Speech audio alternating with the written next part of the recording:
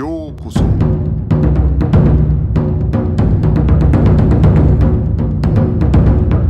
Eu sou o Gustavo e você está ouvindo o Budocast.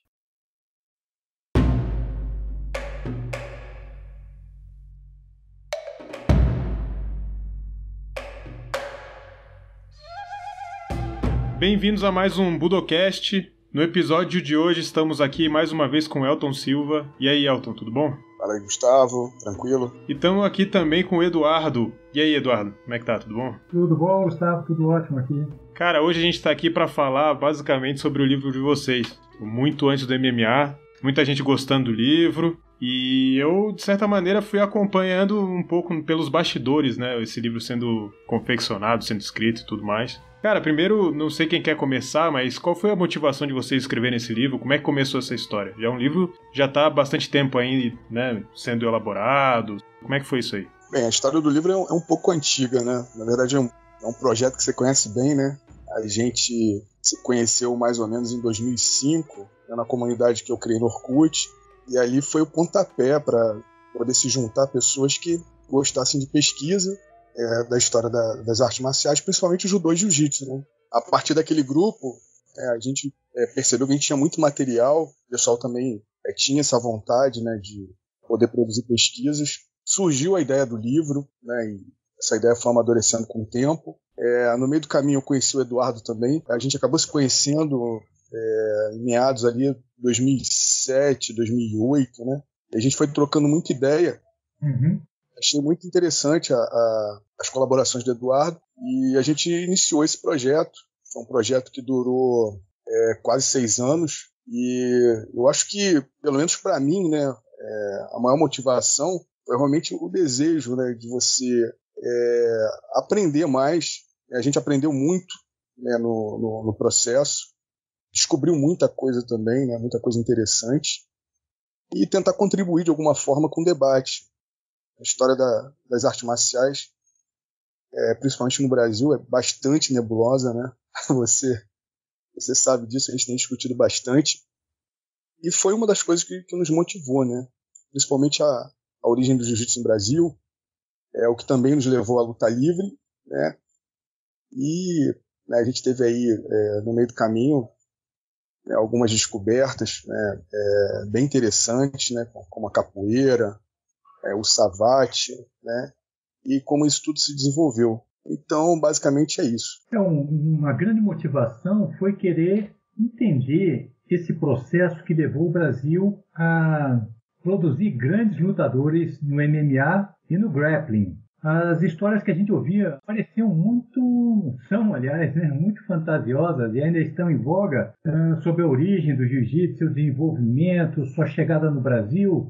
Era coisa que não resistia a um questionamento histórico mais rigoroso. Por exemplo, essa ideia de que o jiu-jitsu foi criado na Índia por monges budistas que tinham que se deparar contra saqueadores enquanto eles estavam fazendo as peregrinações pela Ásia para levar o jiu-jitsu para a China, e da China chegou do Japão, assim, numa sequência, vamos dizer assim, linear e perfeita, e desenvolveu-se no Japão com samurais, e um grande lutador trouxe para o Brasil, só ensinou para um cara, e a partir daí ele se proliferou. Então, a gente questionava, a gente desejava muito saber sobre essa história, e à medida que a gente ia aprofundando as pesquisas, a gente descobria mais informações que nem imaginávamos.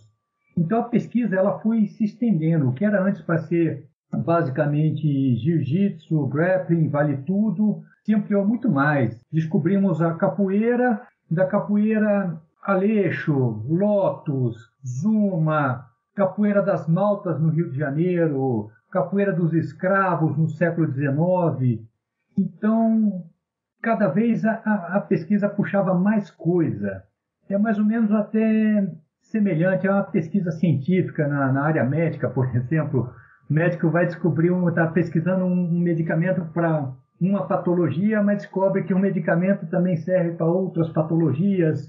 Sabe, essa ideia da extensão da pesquisa, ela foi se estendendo E é interessante que ela também foi para o exterior, porque a gente via que tinha muitos vínculos com o exterior. O Conde Koma, ele sai do Japão, vai lutar nos Estados Unidos, dá aula lá, depois vai para a Europa, perambula por lá, volta, vai para o Caribe, México, anda pela América Central, América do Sul.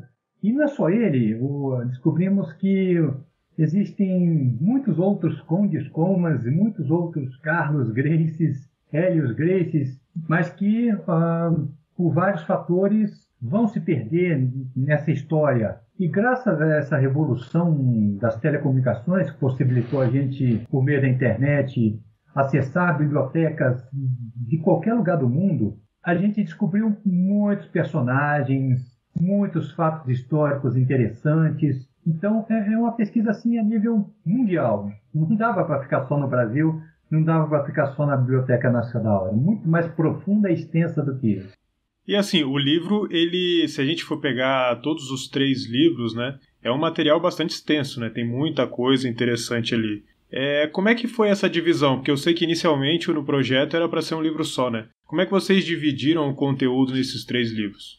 Bom, o volume de informações foi tão grande, mas tão grande, que a gente distribuiu da seguinte forma. No volume 1, as artes marciais formadoras do Vale Tudo. Então, são aquelas artes marciais cujas técnicas vão fazer parte do acervo dos lutadores de Vale Tudo. E está aí o wrestling, várias formas de wrestling, luta greco-romana, o catch americano, depois a luta livre olímpica, que é uma derivação do catch, né, uma versão esportiva, bem esportiva do catch, o judô, o jiu-jitsu, o boxe e, a grande surpresa, a capoeira. Mas uma capoeira carioca, derivada da capoeira das maltas, que eram usadas em briga de rua, brigas violentíssimas. Tem todo um processo que a gente vai falar mais tarde, de pegar essas técnicas, não deixar que elas morressem, transformá-las num esporte e também numa ginástica nacional. O segundo volume, a gente focou nas contribuições, vamos dizer assim, do exterior, o que estava rolando no exterior, o que vai ter reflexos no Brasil. É o choque e sincretismo marcial entre Ocidente e Oriente. Na maior parte desse volume, falamos das contribuições asiáticas, principalmente judô e jiu-jitsu, mas também o sumô, que fez muito sucesso na década de 1910 na Europa. O wrestling turco também impressionou os europeus no começo do século, e inclusive o wrestling indiano. Esse volume também não é uma arte marcial asiática, mas a gente fala também dos primórdios do wrestling trazido para o Brasil pelos europeus. Volume 3, a consolidação do grappling e do Vale Tudo no Brasil. Então, falamos justamente dos brasileiros que vão dar continuidade a esse wrestling aprendido com os campeões europeus, veteranos europeus que visitam o Brasil no começo do século XX. Focamos também na trupe do Conde Koma e demais lutadores, Satake, seus alunos, seus vários discípulos no Brasil. Abordamos a retomada do grappling no Brasil, que lá pelos anos 20 ele perde muita força, mas há uma tentativa de fazer com que, sobretudo, a luta greco-romana ela renasça. Falamos da luta de chão no resto do mundo até a Segunda Guerra Mundial. Esse é um capítulo importante para entender porque o Brasil vai se destacar do resto do mundo, que tinha uma excelente luta de chão em alguns países, vai enfraquecer, vai atrofiar e até perder. E, finalmente, a consolidação do grappling do Vale Tudo no Brasil, que é o tema, que é o título do volume, toda essa questão do grappling trazido agora com o do catch, trazido com Manuel Rufino, jiu-jitsu reforçado pela chegada de Geo Mori, surgimento dos irmãos Gracie, a interação com a luta livre brasileira, a rivalidade e o intercâmbio, e o último capítulo do honorável apresentador, a Jukendo Rimei e o Jiu-Jitsu no Brasil, o segundo dan de judô de Hélio Gracie. Então, uma informação inédita que nos mostra que Hélio Gracie foi o primeiro grande faixa preta de judô do Brasil. Uma história que ninguém conhecia e estamos revelando, então, nesse último volume. Ele citou aqui do apresentador, porque esse Foi um artigo que eu tive o prazer aí de deixar no livro, né? E vou reclamar com o Elton que ele me pediu isso muito em cima da hora, mas tudo bem. Essa sequência que vocês fizeram é muito bacana e, assim, é difícil encontrar uma coleção de livros que vai trazer essa, vamos dizer, essa linha temporal das artes marciais, seguindo um fluxo contínuo e até trazendo a própria genealogia de todo mundo. Eu não conheço um outro trabalho assim tão aprofundado, né? Então, só para quem está ouvindo ter uma ideia, né? Por exemplo, quando se fala do Conde Koma, não vai se falar só do Conde Koma, né? Vai falar do Conde Koma e vai falar dos alunos dele, como esses alunos depois foram, né, trabalhar em cima desse jiu-jitsu ao redor do Brasil, né? E assim com várias outras artes marciais, com vários outros temas. Tem personagens ali que, por exemplo, o Mário Aleixo, né? Eu acho que até saiu o livro de vocês, acho que nunca se falou tanto em Mário Aleixo depois disso, né? Então, o Mário Aleixo foi uma grata surpresa, né? Personagem extremamente interessante, tem uma contribuição imensa dentro da história, não só da capoeira, mas do jiu-jitsu e até mesmo do Vale Tudo, né? Que a gente chama de MMA. O Mário Aleixo ele surge ali no início do século XX, inicialmente voltado ali para a instrução militar, ligado, né, inicialmente à Marinha, tinham já desde jovem assim, um conceito bem eclético, né? Então participava de diversos esportes e tinha destaque em métodos de combate, né? Era um grande esgrimista, um exímio atirador, praticante de wrestling, né, no estilo greco-romano. Depois também conheceu o estilo livre, o Kata-sken. Conhecia também o boxe. Como ele estava inserido no meio militar, teve acesso também ao savate. E com a chegada do Sada Miyako, né, em 1908, ele se torna ali vamos dizer assim, um dos primeiros discípulos, né, um dos primeiros representantes do jiu-jitsu no Rio de Janeiro. Isso bem antes, né, dos Gracies. É interessante também que ele acaba criando, né, um conceito de ecletismo, né, que ele chamou ali de diversos nomes ao longo do tempo, mas a gente chama na pesquisa de ataque e defesa, ou método eclético, né? Dependendo do período ali, varia de nome. Mas interessante é que ele tem essa ideia, né, de poder criar um método onde você pudesse aproveitar o melhor de cada arte marcial, e ele buscou muito, né, dentro da capoeira. Ele sendo aluno do Sada Miyako, ele acabou vendo, né, o seu mestre sendo nocauteado pelo Sirico, né, que era um mestre de capoeira ali no início do século XX. Então começou a treinar secretamente capoeira, e mais à frente ele tem a ideia de unir a capoeira e o jiu-jitsu. Então ele é o primeiro ali a brasileirar, né, podemos dizer assim, o jiu-jitsu, né, transformando ali o jiu-jitsu já em jiu-jitsu brasileiro. E com o tempo ele passa a absorver, né, outras ferramentas de outras modalidades de luta, cria um sistema, e esse sistema ele acaba sendo aproveitado ali pelo exército. Tem uma história muito bacana, e tem um impacto muito grande também dentro da formação do Vale Tudo, principalmente nos anos 30. Depois ele também tem um contato, né, breve com o Conde Koma, e até mesmo com outros japoneses, né, que passavam pelo Rio de Janeiro.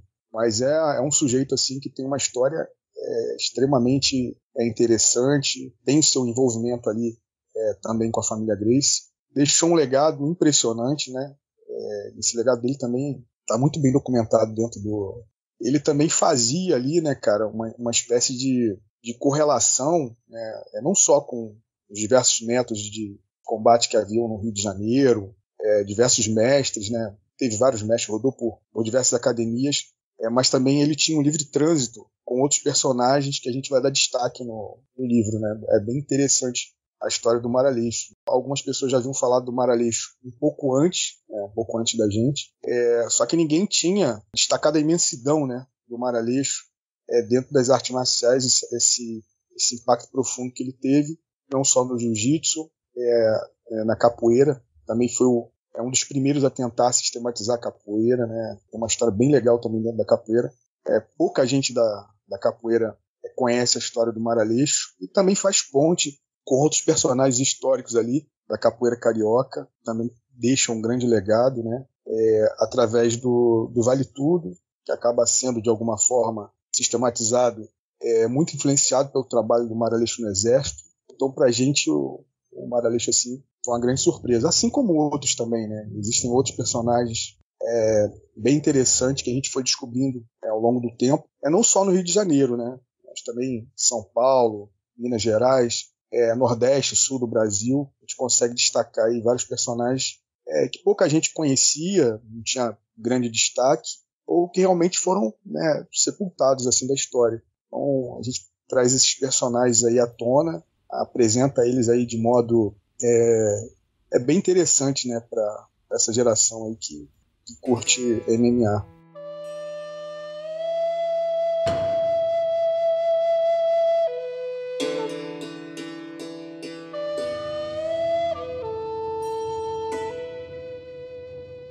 E além do Mário Aleixo, né, o que vocês têm sentido que são outros pontos do livro que têm chamado a atenção de quem já parou para ler e tal? Que eu sei que o Elton, por exemplo, tem dado até bastante entrevista, né, recentemente, né, e até talvez até da interação que vocês têm tido com pessoas que de repente mandam mensagens, que compraram o livro. O que vocês têm sentido que tem sido alguns pontos assim do livro que tem chamado mais atenção do pessoal que tem comprado? Eu acho que, sem dúvida, assim, a capoeira, né? A capoeira, ela realmente ganhou um destaque muito grande, principalmente no primeiro livro, mais de um terço. Dois terços do primeiro livro são capoeira. E o segundo livro também a gente tem algum destaque da capoeira, assim como um terceiro, né? Mas a maioria das informações, assim, né, que a gente destacou e que chama a atenção está no primeiro livro. Inclusive, as pessoas, né, que procuram ali muito antes do MMA atrás de capoeira, elas acham que só o primeiro volume, né, tem informação de capoeira, mas o segundo também, o terceiro, não está tão compactado como no primeiro, mas a gente tem muita informação ali. Eu destacaria, né, a história da capoeira, principalmente a história da capoeira carioca, alguns personagens, né, ilustres, né, já conhecidos, a conexão entre esses personagens e personagens que a gente pode dizer assim, com certeza que ninguém conhecia, né, até mesmo no mundo da capoeira. A grande contribuição desses personagens dentro da construção também do Vale Tudo, né, isso também é muito interessante, e as várias conexões com as outras modalidades, né. Savate também tem um legado imenso, né, dentro da construção das artes marciais no Brasil e do Vale Tudo. Então, foi uma grata surpresa também para a gente destaca isso, né? E essa correlação, não só entre os personagens, mas também entre as modalidades.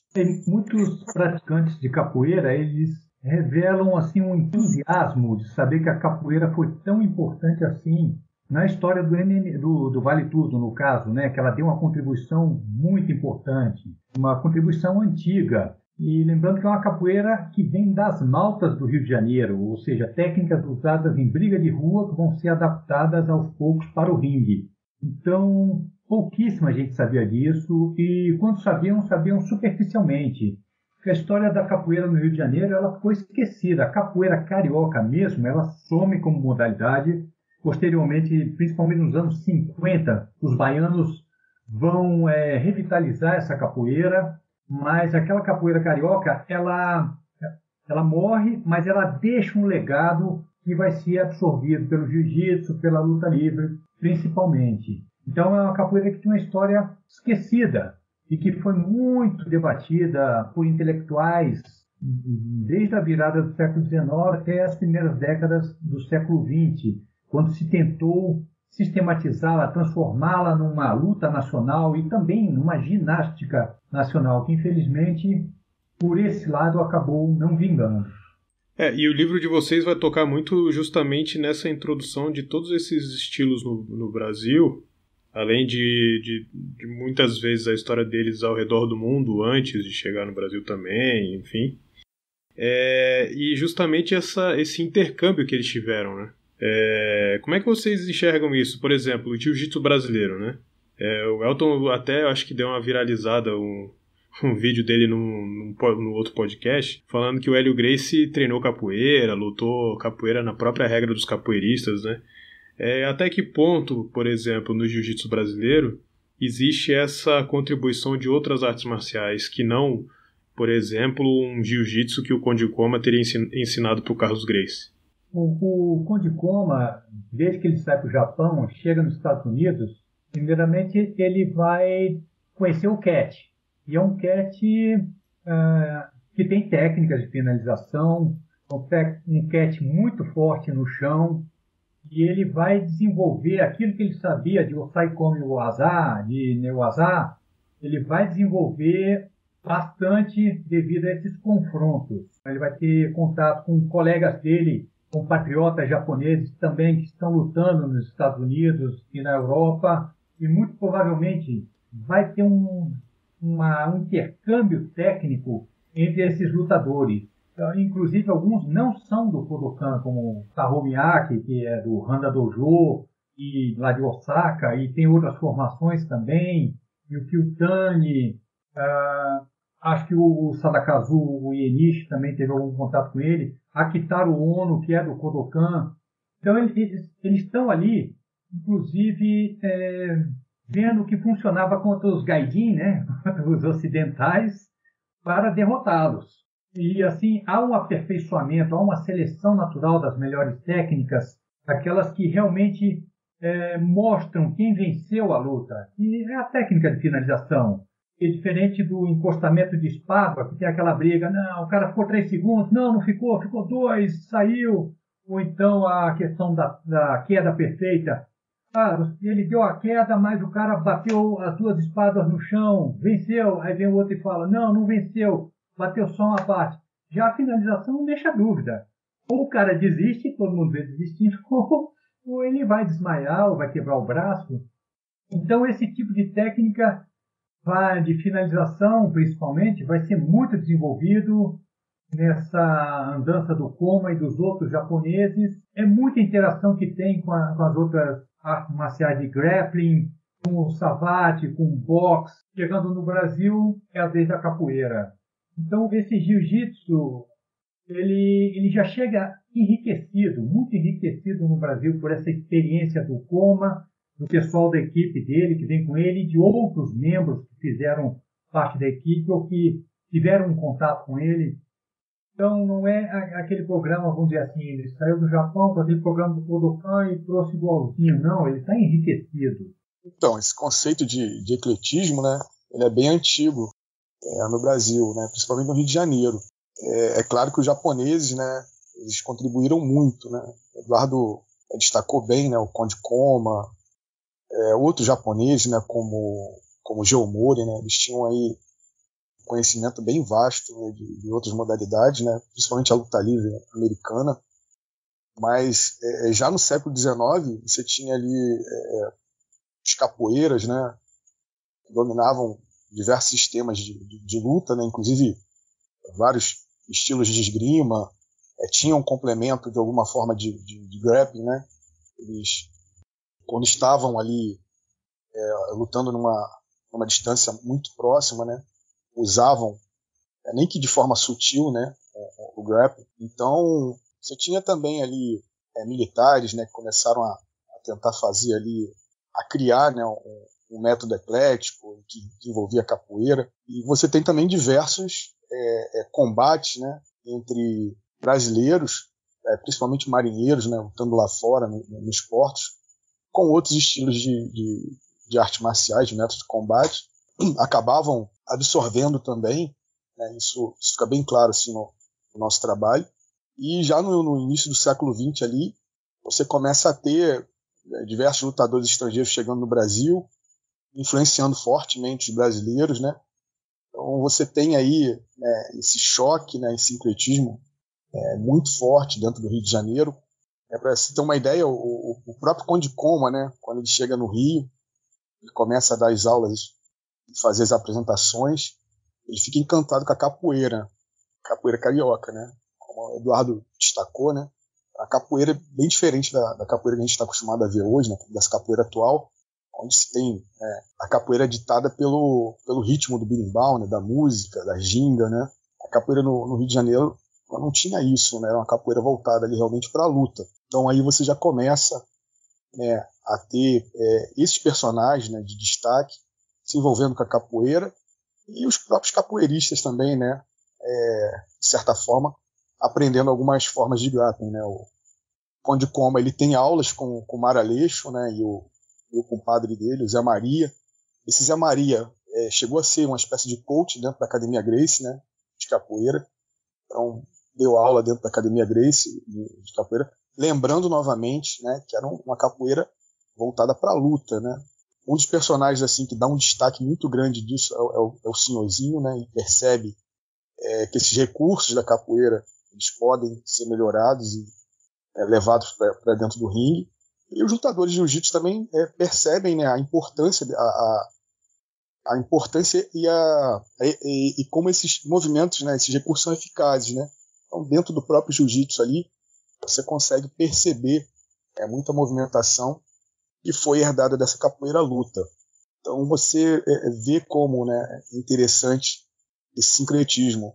O próprio Sirico, né, que ele nocauteia o Sada Miyako ali em 1909, posteriormente a gente acha ali matérias onde ele começa a treinar grappling, né, formas ali de treinamento de jiu-jitsu, luta livre, para poder participar de campeonatos, né, que eram chamados campeonatos de luta livre inicialmente, depois passa a ser luta livre americana, né? Mas eram os confrontos mistos que existiam ali no início do século XX. Então, esse conceito está muito bem enraizado no Rio de Janeiro.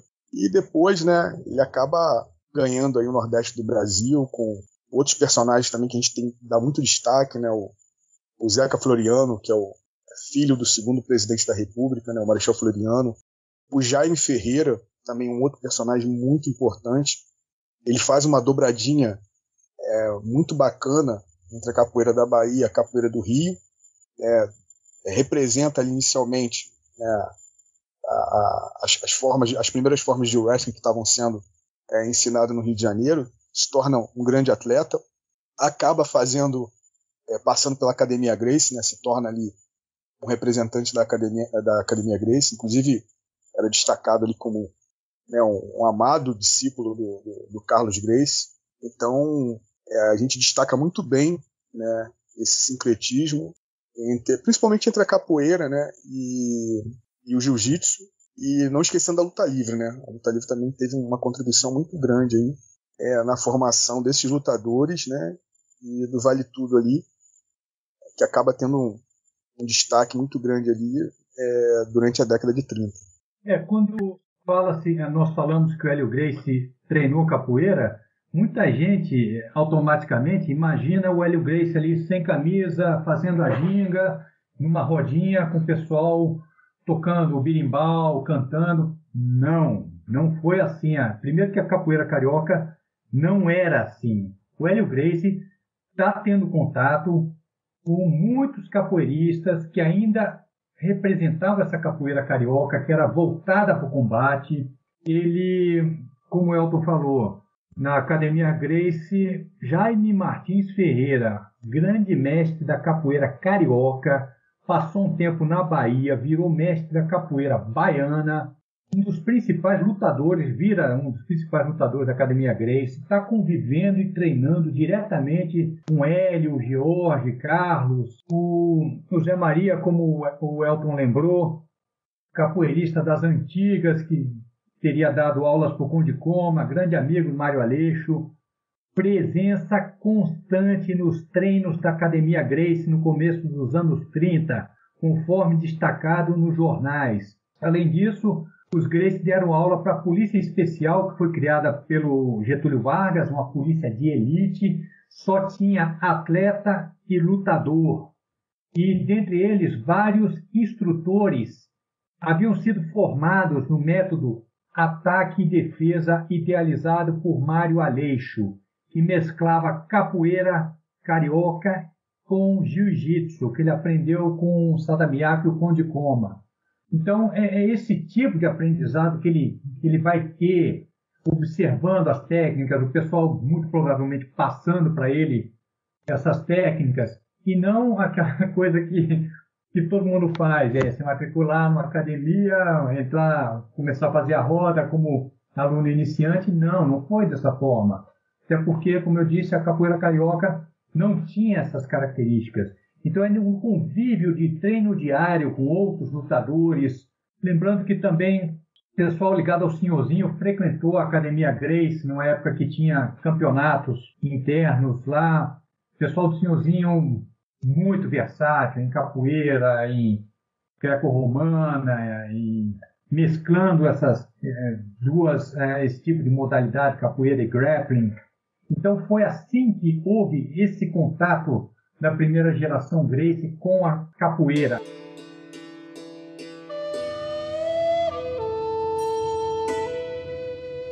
Uma outra coisa que eu queria perguntar para vocês é o seguinte: vocês fizeram um levantamento de muitos lutadores, né? Querendo ou não, dá para identificar qual era o contexto de cada momento ali, né? Das lutas no Brasil, principalmente. A gente já falou, eu já tenho um episódio aqui no Budocast sobre o Geomori, né?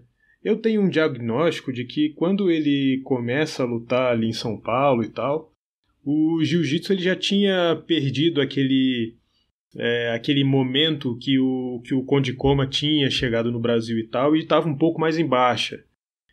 Como é que vocês olham aquele momento ali que o Omori começa a lutar em São Paulo, depois vai para o Rio de Janeiro e tal, nesse contexto das lutas no Brasil, e teria ele algum tipo de importância? Eu atribuo uma certa importância para ele, de realmente trazer de volta esse nome do jiu-jitsu para as grandes matérias de jornais e lutas e tal, como tinha sido o Maeda em muitos lugares que ele foi, né?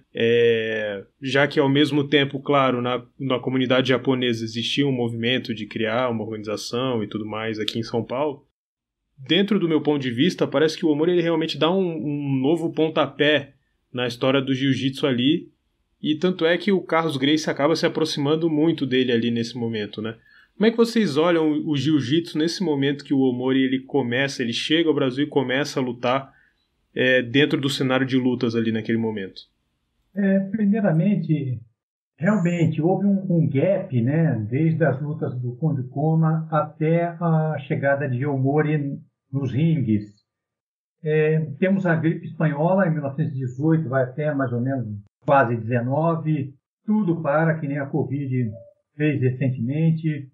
Teve também a própria Primeira Guerra Mundial, onde muito atleta, muito lutador morreu. Por exemplo, a equipe francesa que trouxe o Savate na missão militar para São Paulo, boa parte dela morreu na Primeira Guerra. A Primeira Guerra afetou muito a França.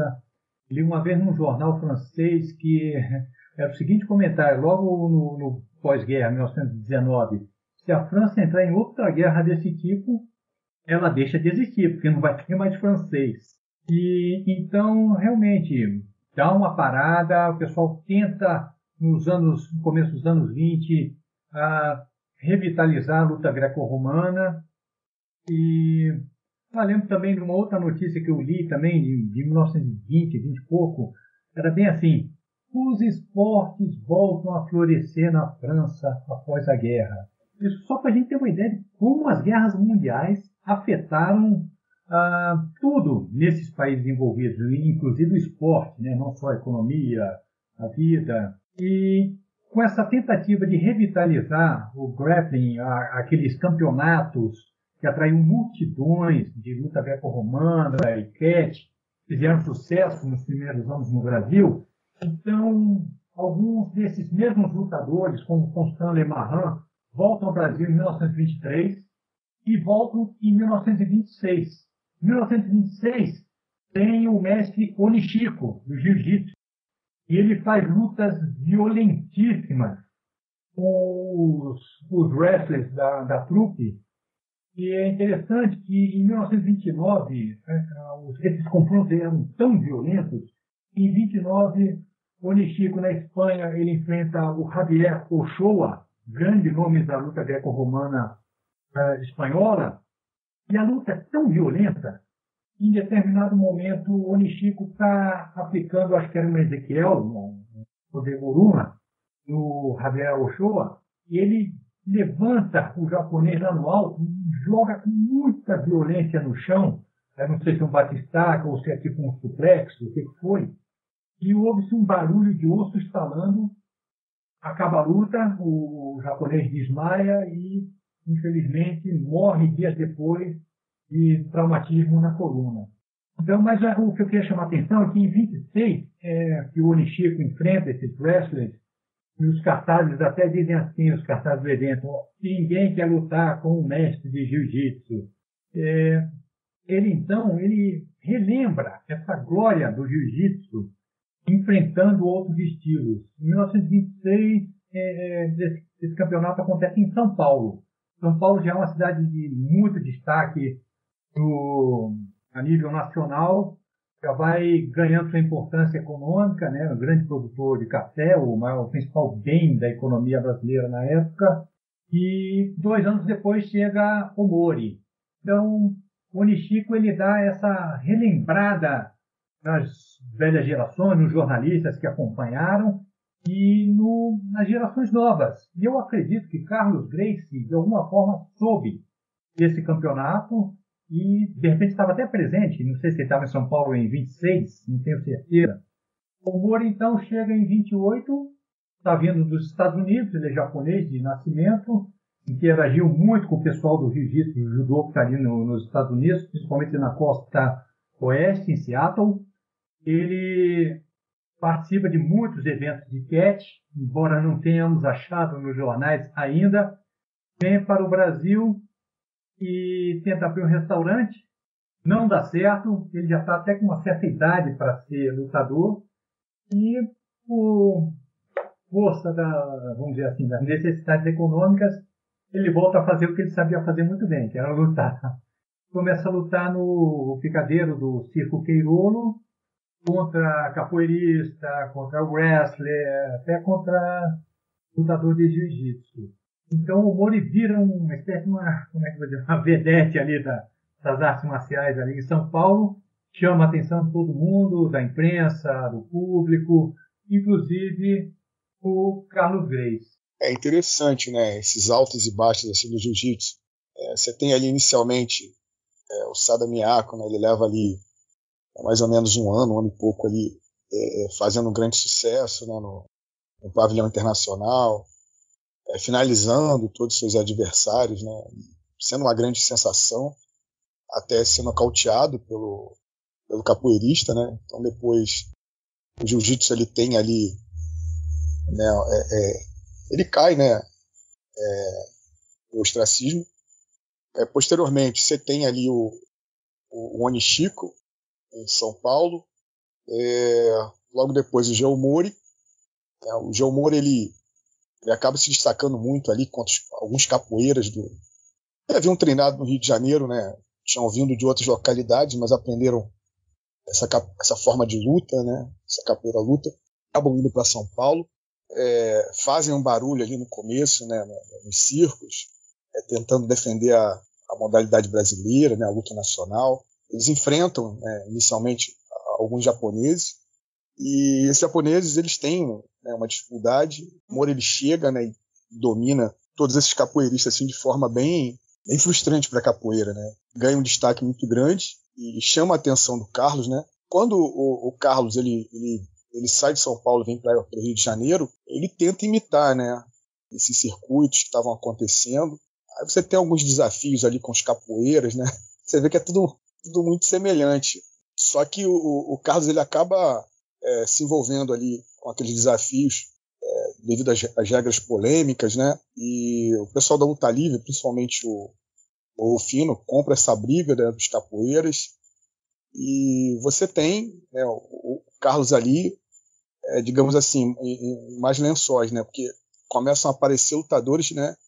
Vindo de São Paulo, Minas Gerais, Nordeste também, você tem alguns lutadores vindo do Nordeste, todo mundo ali desafiando os Gracie. Então, inicialmente ali você tem, né, o Dudu é um lutador bem conhecido em São Paulo, já é cria aí da década de 20, né, dessas trupes aí onde você tinha japoneses, tem um contato também muito forte, né, com a colônia japonesa, e os lutadores de wrestling, né, acabaram ali criando um circuito. Depois você tem o Roberto Ruman, né, também, que era um outro grande wrestling conhecido. Ele vem de São Paulo também, né, atrás do desafio dos Gracie. E outros lutadores, né? Tem gente vindo da Bahia, né? De Pernambuco, enfim. O Carlos ele acaba pedindo uma ajuda pro Geomori, né? O Geomori inicialmente ele vem para ajudar o Carlos ali e sem querer o Carlos acaba criando, né? Um circuito de lutas no Rio de Janeiro, onde você tem ali destaque o George, né? O George é o primeiro grande destaque da família, né? Depois o Hélio. O Oswaldo também ele chega a participar de algumas lutas, mas não teve tanto destaque como o George. Então o Rio de Janeiro ele começa a desenvolver esse circuito de lutas, né?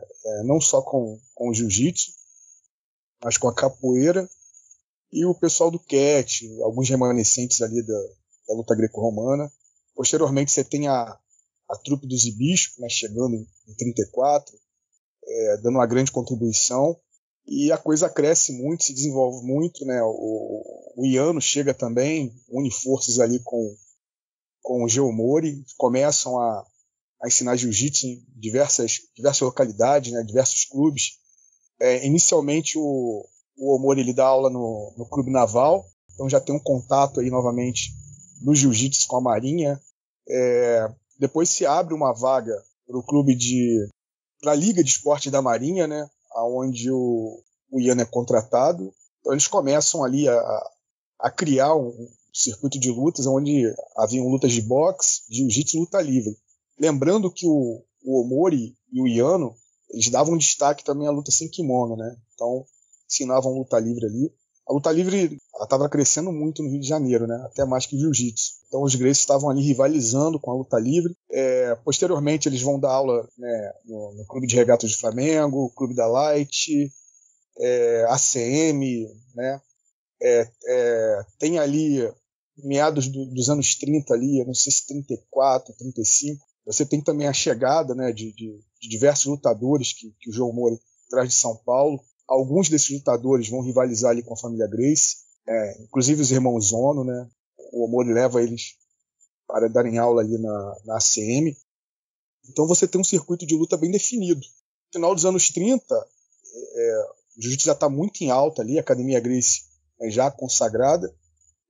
O Omori e o Iano eles resolvem irem para Belo Horizonte, como se fossem assumir um circuito de luta que havia desde o início dos anos 30 ali, né, 34. Um outro aluno do Conde Coma, né, o professor Loanzi, ele havia chegado e instalado uma academia onde reunia, era como se fosse um centro de treinamento, né?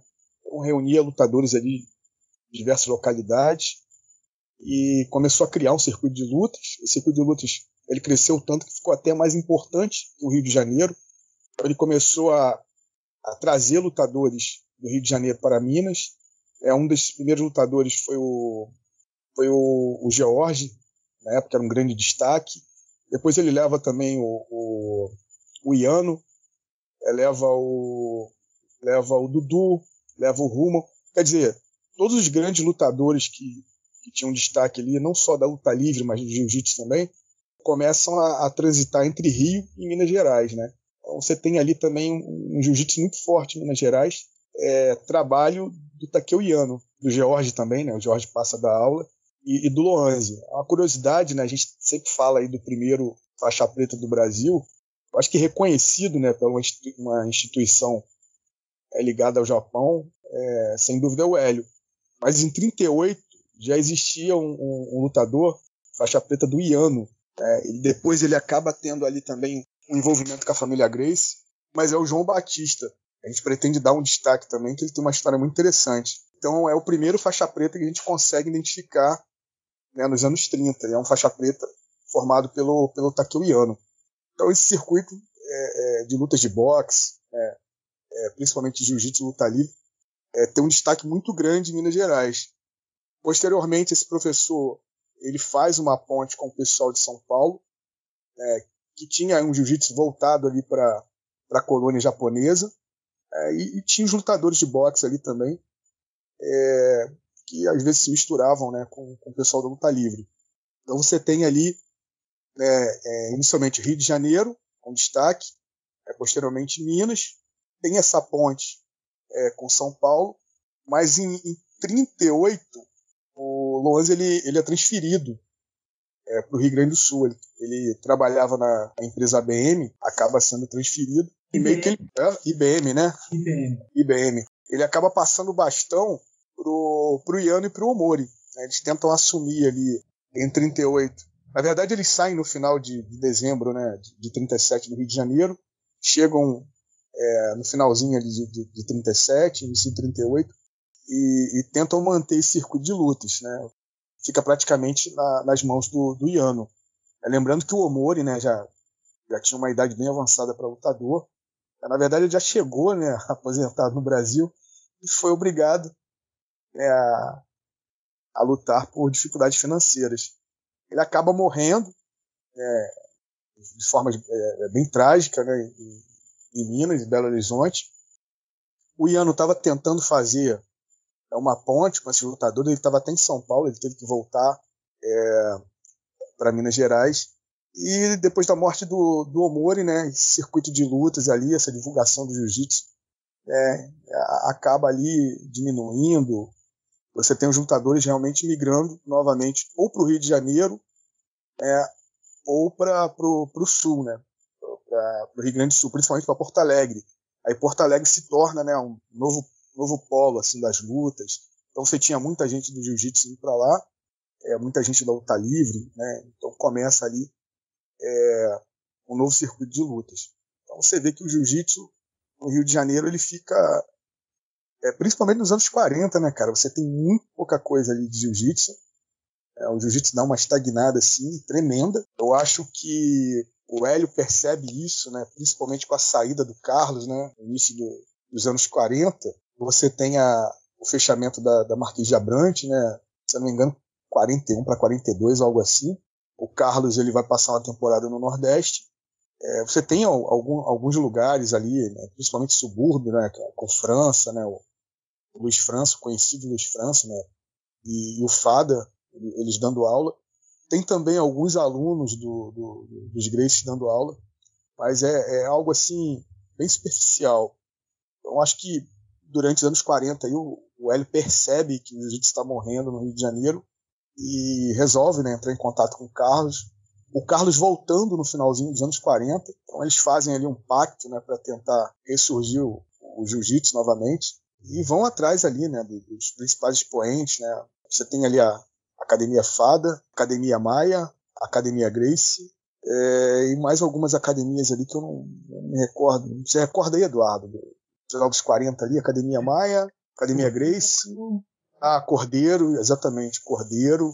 Eu acho que mais uma ou duas ali, acho que são 6, 8 no máximo ali. Então eles ressurgem ali. Esse período já está extrapolando a trilogia. Uma coisa que a gente não falou é que na trilogia a gente abrangeu o período compreendido entre 1845, ano em que identificamos nos jornais a primeira notícia de uma luta, uma arte marcial estrangeira, que é a luta greco-romana, que é trazida por estrangeiros e é exibida em teatros, com circos, saltimbancos, aqueles espetáculos da época, né? Vamos até 1934, que é uma época em que, uma vez consolidado o grappling e o vale tudo no Brasil, vem uma onda de lutadores chefiadas pelos irmãos Zibisco, que vão transformar, vão acrescentar, aprimorar ainda mais as artes marciais no Brasil. Então, a gente mesmo na trilogia vamos até 34. Né? Eventualmente falamos um ou outro evento que extrapola, porque é inerente ao que está sendo discutido no período, né? Eu acabei extrapolando demais aqui a linha temporal. Mas também a década de 30, me parece muito importante para entender o que acabou se tornando o cenário de lutas no Brasil posteriormente, né? Se a gente for pegar no Rio de Janeiro, tem um cenário muito forte. São Paulo também, que tem até um momento ali que dá uma caída, mas depois o pessoal vai buscar no Rio de Janeiro também, para trazer de volta para São Paulo algumas coisas. Como o Elton estava falando ali também, vai para Minas, para Porto Alegre e tal. E também vários dos personagens que vão acabar criando uma certa base para o que a gente vai conhecer hoje, estavam ativos aí nessa década de 30, né? Porque A gente pode falar muito do Conde Come, de fato é um personagem muito importante, mas na década de 30, quando a gente tem essa explosão, até por isso que eu falei do Omori, né? Quando a gente tem essa explosão aí do jiu-jitsu, por exemplo, que tem ali os irmãos Gracie, é o momento que eles surgem ali de fato, pro cenário de lutas, assim, e se tornam grandes nomes, né? Nesse momento, o Conde Como, o Maeda, ele já não está mais em tanta evidência em termos de cenário de lutas, né? Ele já está ali mais ajudando o pessoal da comunidade japonesa a se estabelecer na região dele e tal, né?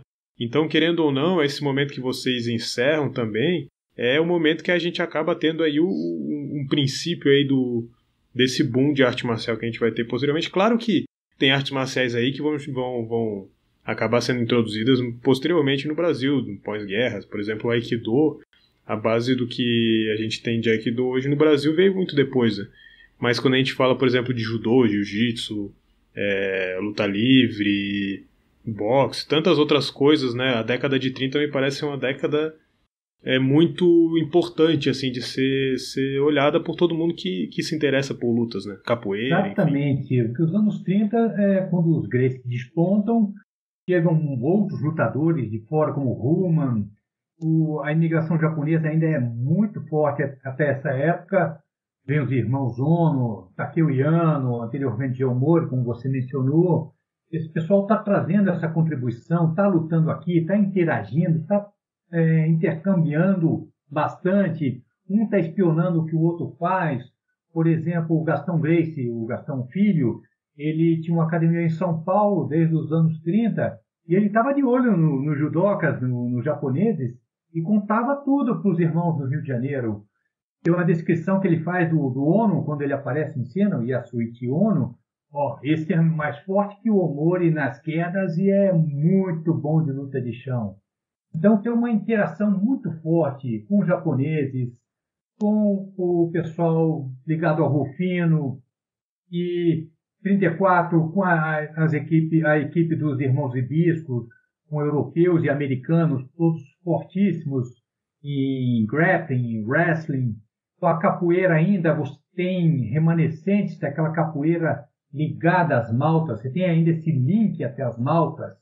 Então justamente quando se consolida o grappling e o vale tudo. Para, posteriormente, em meados dos anos 30, não tem uma data assim precisa, é um fenômeno que vai acontecendo aos poucos, vai se fortalecer mais ainda. E esse tipo de espetáculo cai no gosto do brasileiro e que se apaixona por esse tipo de luta, já gostava anteriormente e com melhor cobertura da imprensa. Você agora já tem até uma imprensa que tira fotos, antigamente não, né?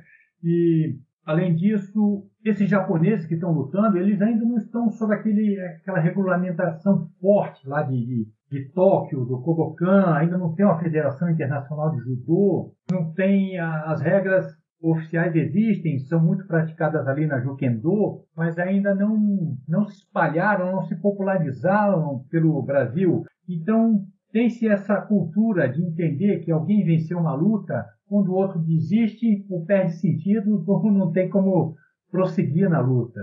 Isso culturalmente vai marcar o público. É muito importante também a gente lembrar do público, não são só os lutadores que estão desenvolvendo a luta no Brasil. E essa separação do judô e jiu-jitsu ela vai acontecer no pós-guerra, sobretudo no começo dos anos 50. Muitos dos judocas dessa época, do pré-Segunda Guerra, ainda tem um chão muito forte. O Takeshi Namiki, que lutou com Hélio, acho que a segunda luta do Hélio, a primeira foi com o boxeador, e a primeira de confronto de jiu-jitsu do Hélio contra outro lutador de jiu-jitsu. A luta praticamente toda desenvolvida, boa parte dela desenvolvida no chão, e a imprensa destaca que a guarda do Namiki era praticamente impenetrável e durante a luta um ameaçando de finalizar o outro. Uma luta duríssima. Hélio, em 36, se não me engano, ele vai lutar com o Miyake, da equipe ligada aos irmãos Ono, vai ganhar aos 26 minutos, uma luta duríssima, vai elogiar muito seu adversário, mas é um lutador também, apesar de ser bom de queda, muito bom de luta de chão. Então, esse pré-Segunda Guerra, apesar de o judô já ter um viés, já de longa data pela luta em pé, ele apresenta judocas que têm um chão fortíssimo. Mas nos anos 30, além da formatação, né, do Vale Tudo, você tem as duas principais figuras importantes, né, que fazem esse elo histórico, né, até os nossos dias, que é justamente o Hélio, no jiu-jitsu, e o Euclides Ratten, né, o Tatu na luta livre. Eu acho que são os únicos. Você tem o Iano também, né? O Iano vai até fazer um trabalho até a década de 70, mas não tem um destaque, né, como esses dois. Eu acho que a importância que eles têm, né, é de levar esse estilo de luta, esses estilos de lutas, né, que foram criados ali na década de 30 até os nossos dias, né?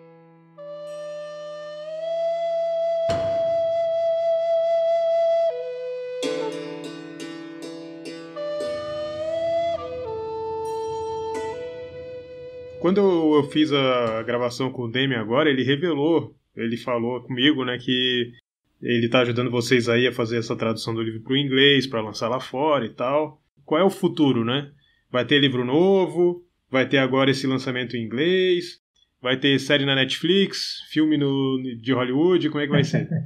Bom, a gente seguramente, após o lançamento em inglês, né, o ano começou há pouco tempo, deve dar tempo do tradutor finalizar a atividade, pelo menos o livro 1. Com certeza vamos tentar lançar agora em 2022.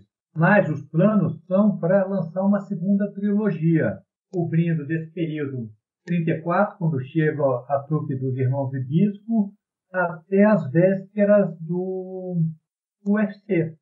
Terão também uma outra trilogia, 3 livros, já temos em mente vários assuntos que vamos abordar. Com certeza vamos descobrir outros assuntos interessantes para incluir. Já começamos a escrever um pouco. Também a intenção, dependendo da recepção da obra nos Estados Unidos, é traduzir tudo para o inglês, porque só ficar no Brasil você não tem destaque, tem gringo que fica sabendo da trilogia e pergunta se vai ser traduzido. Então, tem que sair do Brasil para ganhar destaque. Quanto à série da Netflix, não falta assunto para um trabalho desse tipo. E o que tem, a história das artes marciais é riquíssima, não só no Brasil, como também no exterior. Taro Miyake, Yukio Tani, Ryugoro Fukushima, o pessoal também do wrestling ocidental, Javier Ochoa, Jimmy Esson. O Conde Gon parece que teve a luta dele filmada contra o Jimmy Esson, né, que é o cara que poucos lutadores a derrotá-lo, está no Internet Movie Database, pelo menos o registro. O filme eu nunca achei. Então, realmente, seria muito legal que essas histórias virassem filme, não ficassem só na literatura. A gente já tem um projeto da próxima trilogia. Tem muita coisa que sobrou, né, da primeira trilogia. A pesquisa ela foi tão extensa que é muita coisa assim. Ele ultrapassar, né, a linha temporal assim que a gente criou. A gente acabou deixando aí para um futuro trabalho. Né, e como o pessoal gostou muito da trilogia, né, a gente pretende lançar a segunda. Então, acho que o mais interessante que a gente faz na trilogia é mostrar essa conexão desses personagens históricos, né, e das modalidades. Então tem muita coisa técnica também vindo aí, né? A gente vai abordar essas conexões técnicas com os personagens, as suas correlações, né? Então é um trabalho aí longo, né? A gente já começou, tem bastante coisa, a gente está organizando aos poucos, né? A gente está concentrado na tradução, que foi uma oportunidade que surgiu com o Demian Maia. O Demian leu a trilogia, gostou, entrou em contato com a gente e a gente acabou fazendo uma parceria. Dependendo aí da aceitação lá fora, acho que tem tudo para dar certo e a gente traduzir os outros dois. E quem sabe fica aí a proposta, né, para os ouvintes, né, o pessoal que estiver interessado e tiver os contatos, eu acho que daria, né, uma grande série no Netflix, né? Porque, como o Eduardo falou, a história do MMA é riquíssima no Brasil, né, do Vale Tudo, e esses personagens aí, cada um brincando, daria um livro. Então você imagina você ter, né, a história da saga do Vale Tudo contado, né, numa série de televisão. Seria uma coisa assim fenomenal. Bom, para quem quiser conhecer o trabalho do Elton e do Eduardo, tem o livro na Amazon, tem o livro na AG Books, então é só procurar lá, dá para encontrar o Elton no Instagram, lá no Koshinjutsukan. O Eduardo também está no Instagram, né, Eduardo? E aí procura eles, ou nessas plataformas que eu falei, dá um jeito, procura lá muito antes do MMA, é o nome do livro, da trilogia, né? E é isso. Pessoal, Elton, Eduardo, muito obrigado por ter participado do Budocast. Foi um prazer receber vocês aqui. Igualmente, Gustavo. Muito obrigado.